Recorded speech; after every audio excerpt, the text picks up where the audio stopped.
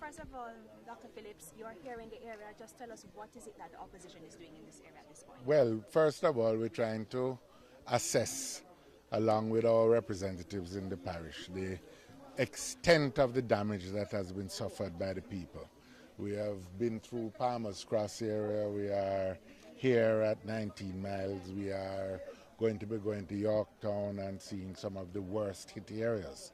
And secondly, we're trying to make an assessment as to why it has been so bad this time. The citizens in the area have given us some ideas. Obviously, the cleaning of drains is a particular problem, and particularly disturbing in view of the amounts that we have heard that have been spent on drain cleaning in this parish. I think there was payments of $17 million just last week.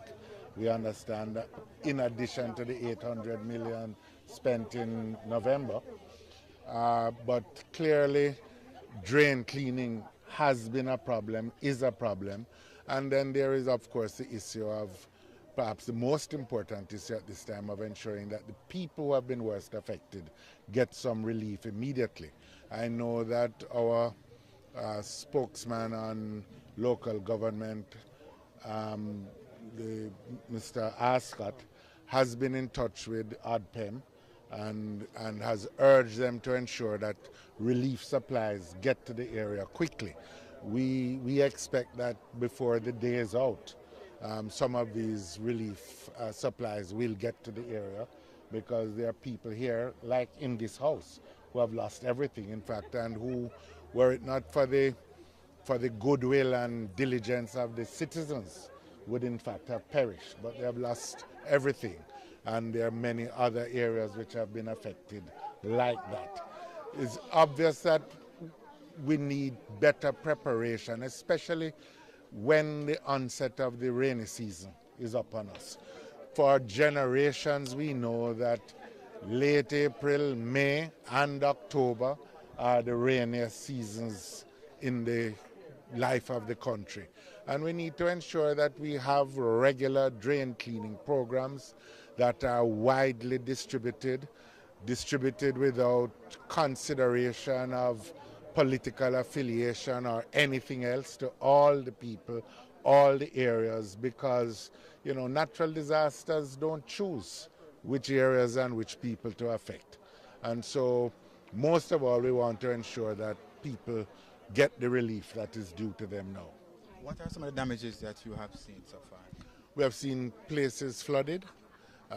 We have seen property destroyed, houses that are still flooded. So what we really need is that in those areas like round at Palmer's Cross, we need to ensure that drains are clean so the water can run off, or the water pumped out, so that the people can return to some semblance of normal existence.